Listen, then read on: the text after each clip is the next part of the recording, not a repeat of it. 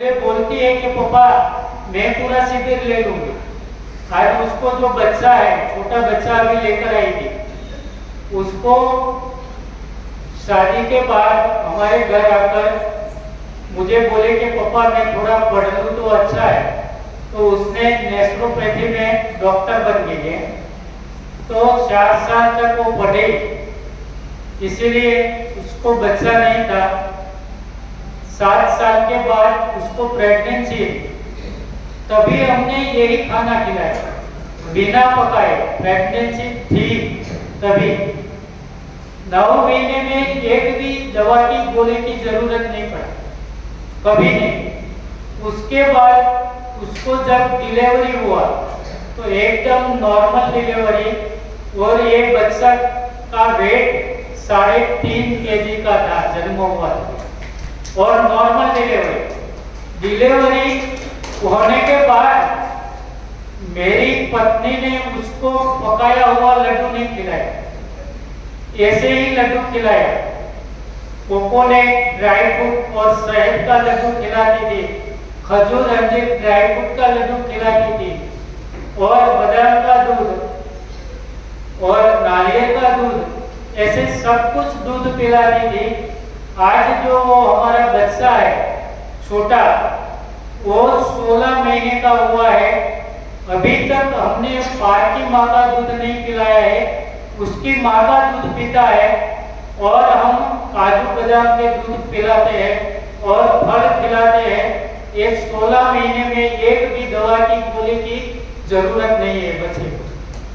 तो ये अनुभूति है, आपके घर हो आप सब ये जाकर कर सकते हैं। मेरा छोटा बच्चा है संदेश, उसका लड़का अभी 4.5 साल का है, तो उसको भी एक भी दवा की जरूरत नहीं है। 4 साल में कभी बीमार नहीं है। वो भी यही खाना खाते हैं, बिना पकाए खाते हैं, कभी पकाया हुआ खाना नहीं खाते।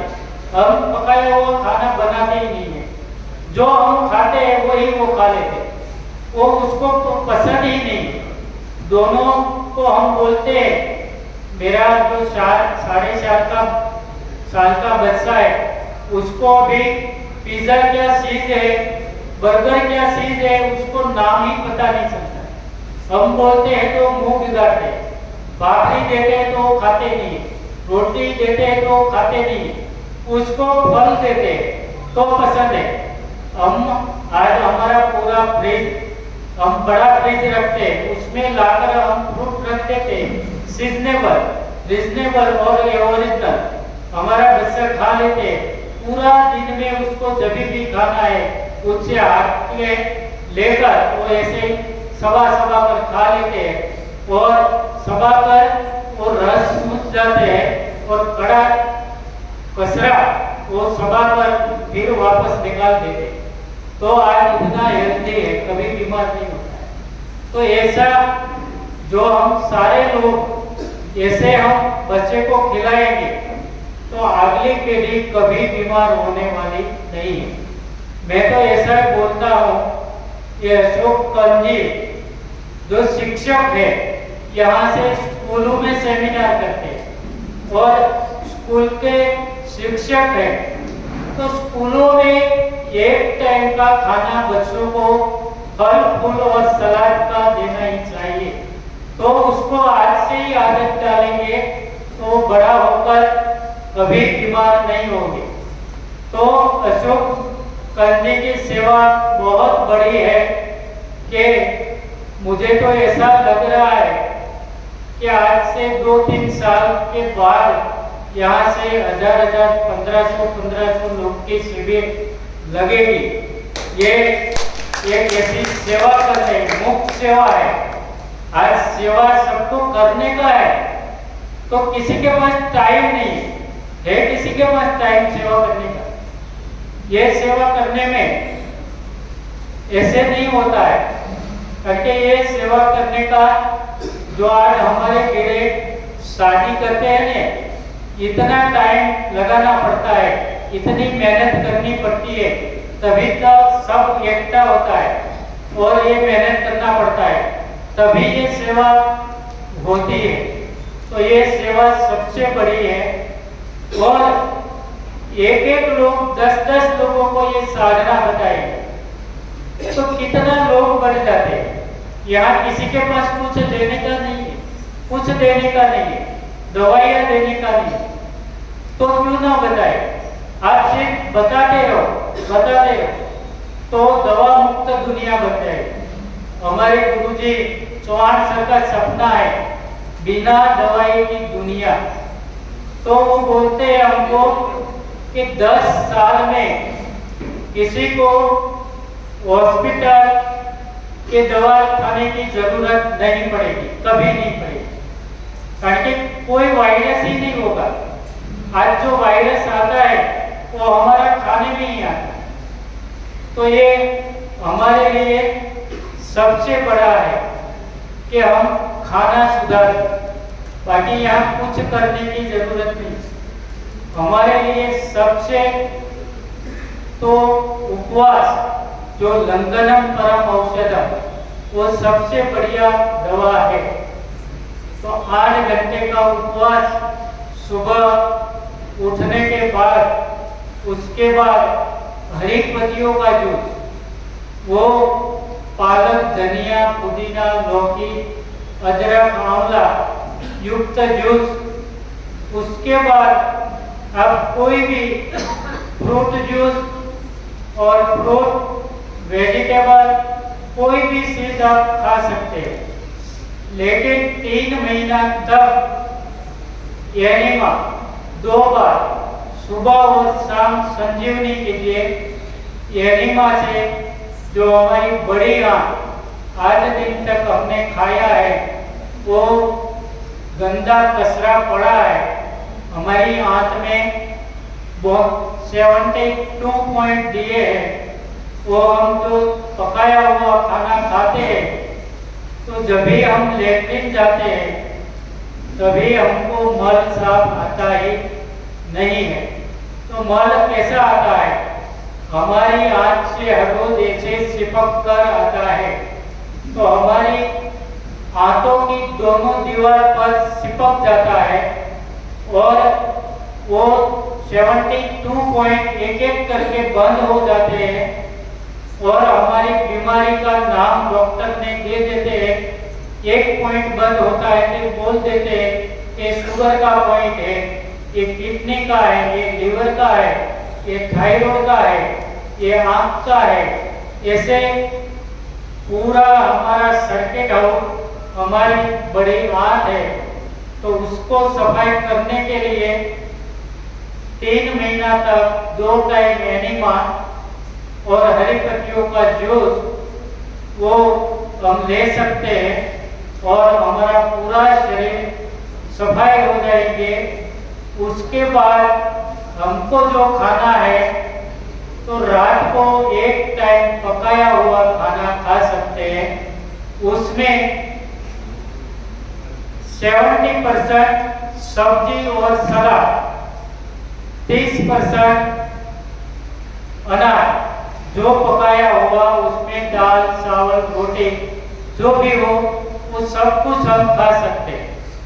लेकिन ज़्यादा से ज़्यादा सब्जी और सलाद और दूध कभी नहीं। दूध हमने पीना है तो बादाम, नारियल का दूध, ऐसे बहुत सारे वनस्पति जन्य दूध बनते हैं, वही हमको लेना है। तो ये दूध हमारे लिए सबसे बड़ा है और वही दूध हमको पीना है। और आपका कोई भी प्रश्न है वो पूछने का है तो उसका भी मैं जवाब दूंगा। और आपको जो समझ में नहीं आया होगा वो आप अशोक जी को बताते हैं, वो आपको मराठी में भी समझा देंगे। मैं तो कम पढ़ा लिखा हूँ और मेरे पास जितनी शक्ति होती है इतना ही मैं बोलता हूँ। बाकी ऐसा कुछ नहीं है, पढ़ने की कुछ जरूरत नहीं है। 2019 में मुझे अफ्रीका से फोन आया था कि कालू भाई आप अफ्रीका हो। तो मैं और मेरी पत्नी अफ्रीका गए। हम तो यहाँ से बम्बई से प्लेन में अफ्रीका गए, तो मैं और मेरी पत्नी जिस प्लेन में बैठा था, उस प्लेन में मैं और मेरी पत्नी दो और बाकी सब अफ्रीकन वाले थे, सब काले लोग थे। तो मेरी पत्नी बोली कि हम क्या करेंगे। मैंने बोला चिंता मत कर, भगवान हमारे साथ है। तो हम अफ्रीका गए, हम कभी नहीं गए थे। तो वहाँ एयरपोर्ट से बाहर निकले और हमको लेने के लिए आ गए थे, हमको लेकर गए। और वहाँ जाकर हम 2-3 दिन रुके, उसके बाद हमारी शिविर रखी थी, तो हमने शिविर किया। और अफ्रीका में 10 दिन तक हमको रुकना था, हमारी टिकट था वो कैंसिल करवा दिया। और 4.5 महीना तक हमारी टिकट कैंसिल करवाकर हमारा वीजा फिर से निकलवाया और हमने 4.5 महीने तक वहाँ रुका। और मैंने अफ्रीका में 35 शिविर किया है अफ्रीका में जाकर। तो ये पढ़े लिखने की जरूरत नहीं है, वहाँ जाकर हम बोलते थे, हमारा ट्रांसलेशन होता था और सब लोग समझते थे। अफ्रीकन वासियों आज ये साधना करते हैं, तो भगवान हमारा सब कुछ काम करते हैं, इसीलिए हम आगे बढ़ते रहते हैं। और ये साधना है, आप सब लोग बढ़ेंगे। तू थोड़ा बोल तेरे लिए ये क्या डोले का हमारे घर में हम सब लोग तो यही साधना करते हैं, 6 लोग और हम, और ये दोनों हमारा पोत्रा वो भी यही साधना करते हैं, 8 लोग करते हैं। लेकिन मैंने एक डॉग पाला था, वो कुत्ता बोलते हैं, डॉगी था। वो डॉगी छोटा ही था, तभी से मेरे घर में था। और मैं 11 साल पे रहता हूँ सूरत में, वो हमारे साथ ही रहती थी। पहले से हम लाया, तभी से हम यही खाना खाते थे। तो हम जब भी खाना खाते थे, तभी से उसको थोड़ा थोड़ा देते थे, तो वो खाने लगी। वो हमारे साथ 17 साल तक जिंदा रही और 17 साल वही खाना खाकर कभी बीमार नहीं हुआ। वो हमारे साथ सब शिविर में हमारे साथ आती थी और आकर एक प्लेट में जब भी हम टुकड़ा करके उसको इस पेज पर रखते थे, तो सबके सामने वो लौकी खाती थी, आलू खाती थी और सब फ्रूट वेजिटेबल वही वो खाना खाती थी। और इतना अच्छी थी कि वो कभी कुत्ता होकर भी हमारा घर बिगाड़ा नहीं था। उसको जब भी लैट्रिन जाना था, तभी हमारे लैट्रिन के पास जाकर उसका दरवाजा को उसको पैर से ठोकती थी, तो हम दरवाजा खोल देते थे, तो अंदर जाकर वो लैट्रिन होकर वापस आती थी। जो कुत्ता होकर उसको समझ में आ गया था ये खाना खाता, तो ये बच्चे को भी आदत डालो, तो बच्चा यही खाना खाएगा। बाकी बच्चे को पता नहीं है कि ये रोटी है, ये चावल है, उसको पहले से ही यही खाना खिलाओ। आज तो कभी कभी हम बोलते हैं, हमारा एक छोटा बच्चा घर पे है, तो हमारा संबंधी आते हैं, तो वो बोलते हैं कि उसको थोड़ा थोड़ा उसको चावल खिलाओ, रोटी खिलाओ, तो हम कभी नहीं खिलाते। उसकी माँ बोलती है कि आप कभी ऐसा ही नहीं बोलने का, उसको फ्रूट खिलाओ ऐसा बोलो, तो हम फ्रूट ही खिलाते। उसको जितना फ्रूट खाना है उतना फ्रूट खिलाओ, बाकी कोई जरूरत नहीं पड़ेगी। सुरेखा, आप ये हमारी पुत्रवधू है जो सुरेखा जी, सुरेश की